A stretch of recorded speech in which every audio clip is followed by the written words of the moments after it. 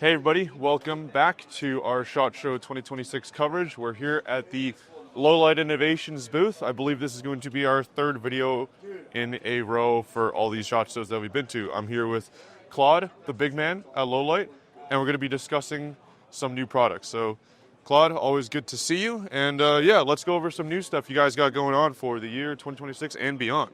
Awesome, yeah.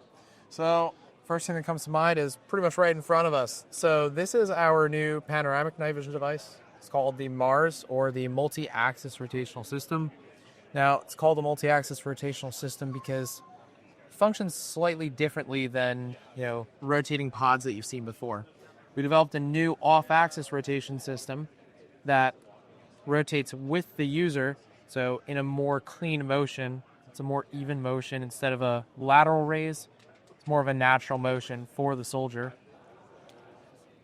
You do have detents on the up position and the downward position. These detents also carry power, so when the pod is pushed up, it will shut off. When the pod is rotated down, it will turn on as well. So this is super beefy. I knew you guys were coming out with some sort of panoramic system, but this was really surprising and really innovative. I love how beefy these arms are. Sure. I love how the attachment system works with the pods. If you guys seen a lot of legacy panoramic goggles, this part over here is often the part that is going to be the weakest link. Does not seem to be the way here with how absolutely built this thing is. This thing's a unit, but it also doesn't feel crazy heavy on your head. It feels as balanced as a pano could be, which is like the same thing as saying like a lightweight Ford F-150, but it's about as balanced as a pano could be. In terms of functions, what functions are on this guy? Yeah, so honestly, it's a very simple system, right? You have a two-position switch up front for on and off. There's a possibility we may add an illuminator. We're not really too sure about that yet. It's powered via a direct 4-pin plug-in, and you have IPD stops as well. Very, very simple system. There's not really any need to overcomplicate. I absolutely love this thing. Can I ask some technical questions about it, if that's all right? Absolutely. Sure. So how does the collimation work on this guy? Because I know collimation on panos is always going to be kind of crazy and very necessary because you're seeing 4 images all together. Yeah, so in terms of the collimation, it's a very simple and proprietary system that my engineer came up with. So you have offset rings in the front that the objectives sit into, and the offset rings, when you loosen your blocking ring up here, they will actually move your collimation. So your collimation is done via your objective lenses. There's no weird shimming of tubes. There's no weird set screws or anything like that. It's a very, very simple system that is extremely intuitive to build. I believe a toddler could probably build this thing. Well, this looks really awesome, Claude. We're super excited to get this in our hands when it's finally coming out. And do you have an ETA for this guy? Yeah, we're honestly projecting possibly middle of May. I like to say we're in the pre-production phase right now. There are some tolerances they need to change. There's some molded parts that still need to come in. But, as soon as those things get changed, which are pretty quick, it should really be ready for production. Cool. So that covers the MARS. This is going to be your panel system. Yes, sir. Awesome. What other things do you guys got going on this year? Yeah, so earlier this year, later this year, we released our panoramic or panning arms. Yeah. So these are our panning arms, otherwise known as the LLPA. This allows the user to adjust field of view seamlessly and instantly from 40 degrees all the way to 69 degrees. Nice. We're also experimenting with taking some user feedback and possibly adding an additional option for the LLPA to have a version with possibly a field of view lower, possibly like 55 degree instead of 69 degree. However, we have found that it is comfortable for most users at 69 degrees and does not cause any issues. I'm very surprised at how awesome these feel. A lot of guys have been asking about a panning and articulating goggle. Sure. I've always thought that it was, I don't want to say impossible, but very difficult to do because there's so many axes of movement, right? You're moving the goggle like this, and then you're also moving the pods outward like this. And you guys have done a bang-on job.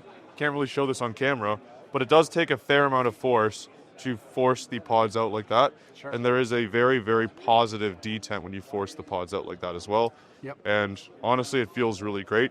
I know last year you guys showed a prototype that wasn't really ready yet, and based on how complex it is, I was a bit don't want to say doubtful, but I was like, man, you guys have quite the challenge coming out for you. And you guys have nailed it completely with this iteration. It feels fantastic, and it's also very smooth articulating as well.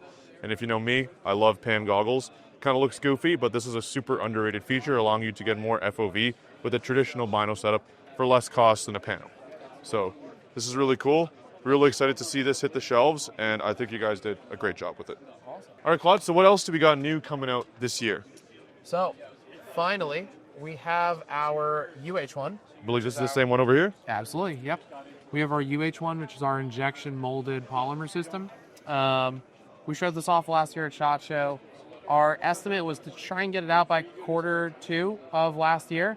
However, unfortunately, we had some issues with the mold shop, but now it is all ready, and we do have parts in. They're being built, and they're being shipped out this month. Wow, so these are pretty much ready to go. Yes, sir. We have about 1,000 ready to go.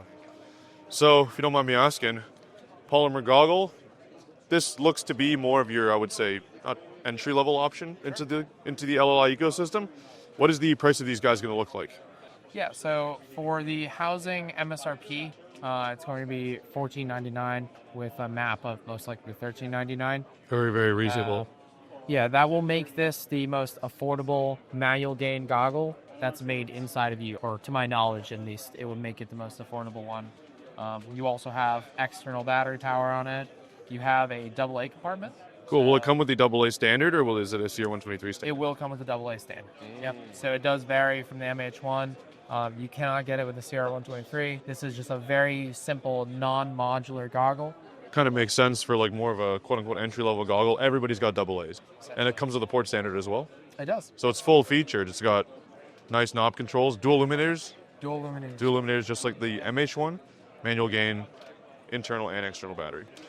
Cool. So that aside, in terms of housings, what kind of accessories do you have coming out for the MH1 ecosystem this year? Because we talked about that earlier today.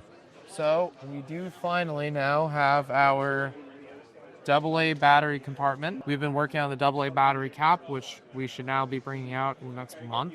We have these finally in. Smallest products always take the longest, I swear to God. But we finally have these in, so these should be hitting the shelves in the next month. So. Awesome. And that about covers pretty much everything? That about covers everything, yeah. All right, man. Well, LI crushing it this year with some really innovative products. Especially this guy over here is going to be very, very exciting to see in our hands, as well as the panning bridge for the MH1. A lot of you guys have been asking for that articulating panning feature. You know, you guys want every feature in the sun, and these guys listen. They want to make it happen, and we're really happy to be working with them here at SHOT Show 2026. Thanks, Claude. Thanks, Ryan.